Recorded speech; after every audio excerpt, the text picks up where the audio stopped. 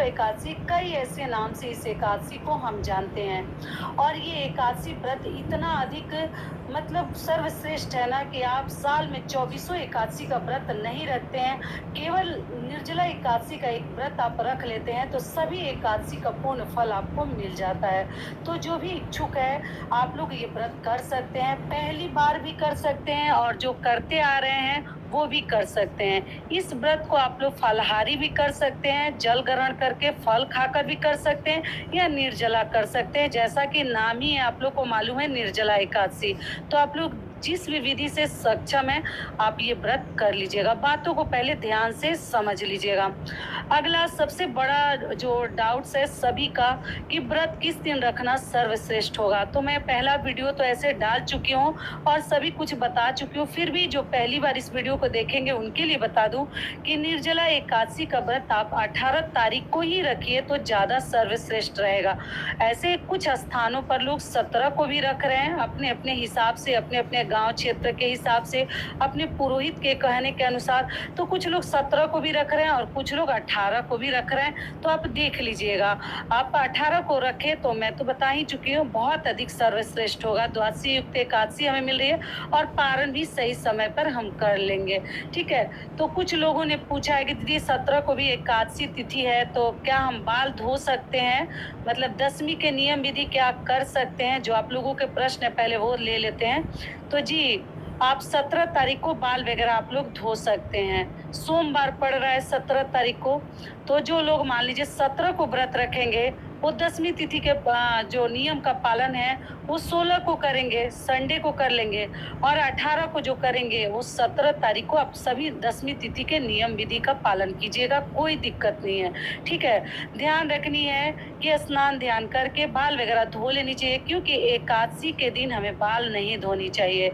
तो 18 तारीख को एकादशी हमें प्राप्त हो रही है, आप लोग उसी दिन व्रत कीजिएगा।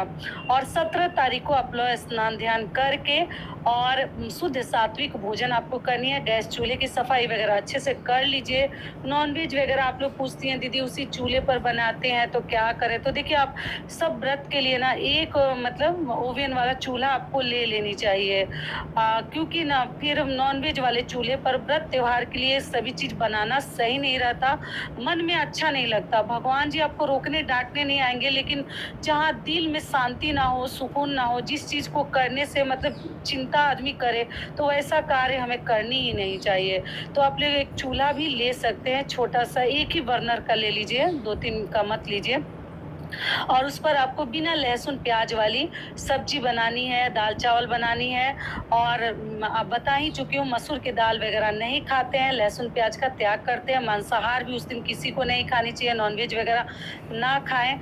और दिन में आप लोग चावल खा सकते हैं दशमी के दिन, ठीक है, चावल वगैरह रोटी जो भी आप लोग खाती हैं खा लीजिएगा। लेकिन रात्रि में आप लोग सूर्यास्त से पहले का कोई नियम नहीं है, सूर्यास्त के बाद भी भोजन कर सकती हैं। जिनके यहाँ सूर्यास्त से पहले खाने का नियम है वो अपने घर का भी नियम देख लेंगे, लेकिन उस समय आप लोग चावल मत खाइएगा। ठीक है, रात्रि में चावल मत खाइएगा, सुबह खा सकते हैं। और बाल वगैरह आप लोग धो लीजिएगा। और जो लोग भी मान लीजिए सोमवार का व्रत करते हैं तो वो उस दिन मान लीजिए, तो अब 2-2 दिन व्रत अगर नहीं रखा जाता है तो आप क्या कीजिएगा कि आप सोमवार का व्रत अगर संख्या में नहीं रखे हैं तो आप लोग व्रत छोड़ भी सकते हैं, स्किप कर सकते हैं, क्योंकि फिर अगले दिन निर्जला एकादशी का व्रत रखनी है 18 तारीख को और 17 तारीख को सोमवार है, तो आप स्किप भी कर सकते हैं या आप व्रत रख सकते हैं। लेकिन 2-2 दिन व्रत रखना संभव नहीं है। आप अपना मतलब शारीरिक क्षमता देख लीजिएगा। और मैं क्या बोल सकती हूँ, बहुत सारी बहनें पूछी हैं, तो आप व्रत अगर सोमवार का रखती हैं तो आप रविवार को भी बाल धो सकते हैं, या आप व्रत के दिन भी बाल धो सकती हैं। सोमवार व्रत में या शिवरात्रि व्रत में, प्रदोष व्रत में धोते हैं, ऐसा कुछ नहीं है। ठीक है, अगली चीज क्या है कि उसके बाद से हम जो है व्रत का मतलब उसके बाद से हमारा व्रत शुरू हो जाता है। तो कई लोग 12 बजे के बाद पानी नहीं पीते हैं, क्योंकि उनका मानना है कि हमारा व्रत प्रारंभ हो गया, लेकिन ऐसा कुछ नहीं है। आप भोर में उठकर आप लोग जल ग्रहण कर सकती हैं, फल भी खा सकते हैं, अगर ना जरूरत पड़े तो फल वगैरह ना खाएं, लेकिन अनाज ग्रहण मत कीजिएगा। ठीक है, क्योंकि जैसे हम तीज और जितिया में हम सरगी खाते हैं ना, तीज जितिया व्रत जो कि बिना पानी का निर्जला रखते हैं, उसी प्रकार से इसमें भी आप लोग जल, फल या आप जो है शरबत, जूस, ये सब चीज़ें भोर में उठकर 3 साढ़े 3 बजे, मतलब कौवे का साउंड आपके कान में आवाज़ नहीं आनी चाहिए, उसके पहले आप लोग खा सकते हैं, कोई दोष नहीं लगता। पानी तो पी ही सकते हैं, और कुछ खाए या ना खाए, लेकिन अनाज आपको नहीं खानी है। तो ये सब कार्य आपके हो गए दशमी के दिन के, और जो है सरगी खाने वाला जो नियम था वो बता दी। अब चलिए व्रत के दिन के सभी नियम विधि जान लेते हैं। तो 18 तारीख को दिन मंगलवार को, 18 जून को हमें व्रत रखनी है, दिन है मंगलवार। तो महावीर जी का दिन है, बजरंगबली का। तो आप उस दिन कोशिश करें कि लाल पीला ही वस्त्र धारण करें, स्नान ध्यान करके सूर्य देव को जल देके घर की साफ सफाई पहले कर लीजिएगा अच्छे से।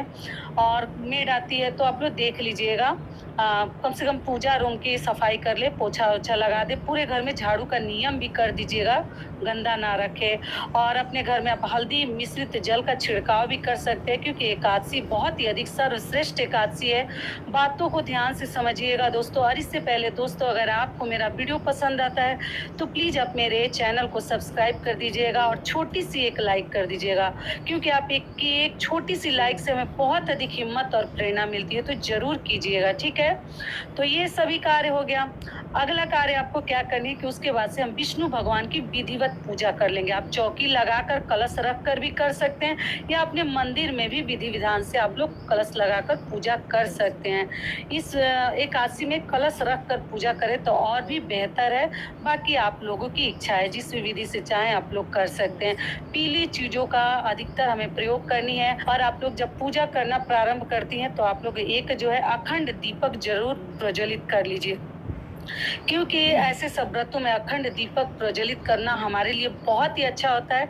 इस बात का आप लोग ध्यान रखिएगा। तिल के तेल का या घी का आप विष्णु भगवान के माता लक्ष्मी के नाम से एक दीपक प्रज्वलित कर दें, और अगले दिन अपने आप को ठंडा होगा, पूरी रात जलेगा, बहुत अच्छा होता है। घर में अखंड दीपक जलाना, ज्योति जलाना, ये हो गया।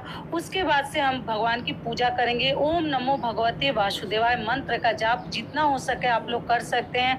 और आप जो है जिस विधि से आप व्रत रखना चाहते हैं, निर्जला, फलाहारी, आप लोग देख लीजिएगा। केवल 12 घंटे रखकर भी रात्रि में आप लोग पशु बनकर भी पानी पी सकते हैं, जल ग्रहण कर सकते हैं, या उस समय आप लोग जल फल ले सकते हैं। तो टोटल आपकी इच्छा है, अपने शरीर को देखते हुए आप लोग कार्य कीजिएगा।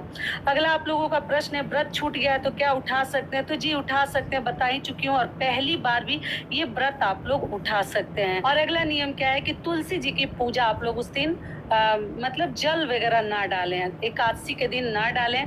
आप सोमवार के दिन डाल सकते हैं, क्योंकि 2-2 दिन हम कैसे रखेंगे।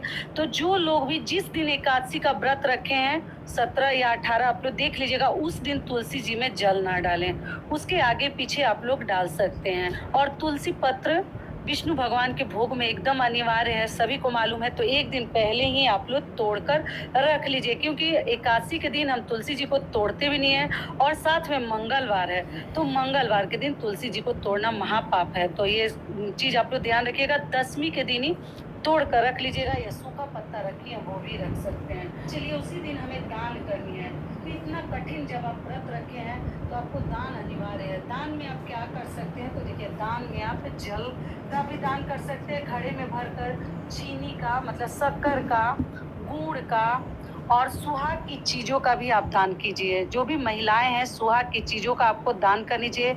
अपना भी श्रृंगार वगैरह अच्छे से आप लोग कर लीजिएगा, पैरों में महावर वगैरह लगा लीजिएगा, क्योंकि व्रत है। व्रत के दिन सब कुछ माफ होता है। जिनके यहाँ सिंदूर वगैरह भी कुछ लोग नहीं लगाते, कुछ लोगों के यहाँ कुछ और नियम है, महावर नहीं लगाते, लेकिन व्रत में सभी